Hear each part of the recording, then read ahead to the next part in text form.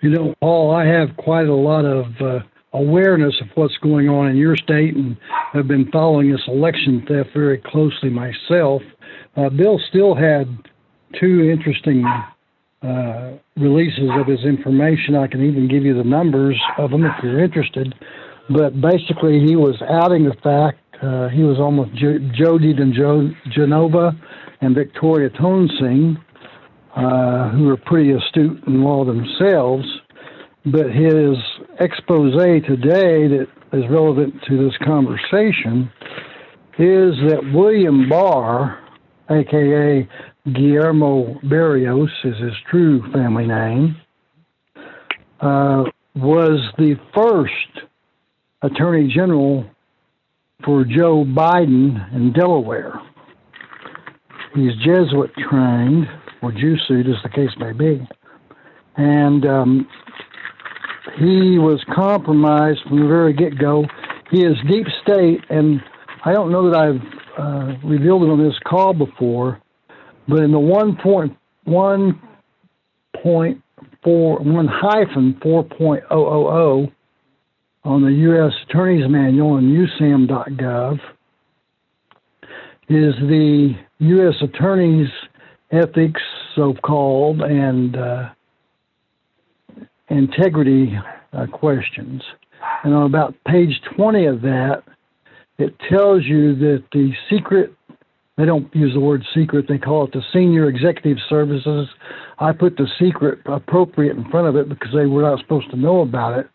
But that's where it comes from, is the 30-year or more DOJ high-level attorneys who have been career bureaucrats, or rats more accurately, who are the ones who are 25 or 600 of them that have left the DOJ that still hold these high esteemed positions as so-called deep state controllers of the administrative agencies.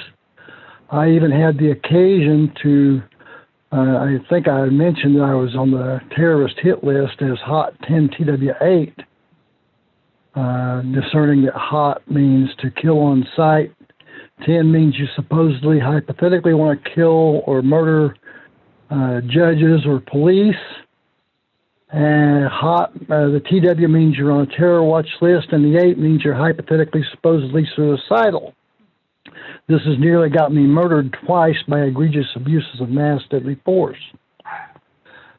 But more importantly, to the Bill Still videos, he basically added that, say that he was compromised to the max, being Joe Biden's first Attorney General back in Delaware when he got into politics, I guess as the governor of Delaware regionally, as I understood. And this is just so beyond the pale because I even made a phone call as a private advocate to the DOJ's office taking issue with the fact that Bill Barr and his entourage at the FBI had criminally withheld material evidence from the American people by holding back the laptop from hell from Hunter Biden and pointing out that they had tampered with the elections themselves and deprived the American people to be fully informed and transparently made aware of the corruption there. And because he was conflicted and biased, that made him criminally liable for obstructing justice under color of the chief counsel for the Department of Justice, and therefore he was incompetent to be sitting in that position. And it wasn't too awful long after that phone call was made that he resigned. Chris. Okay. Gentlemen, this is an enchanting discussion, but it's kind of a rabbit hole, and we do have an agenda here.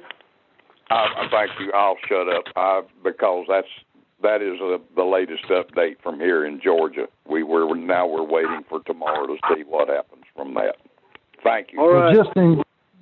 I apologize. Just in case, here's those two numbers of Bill Still.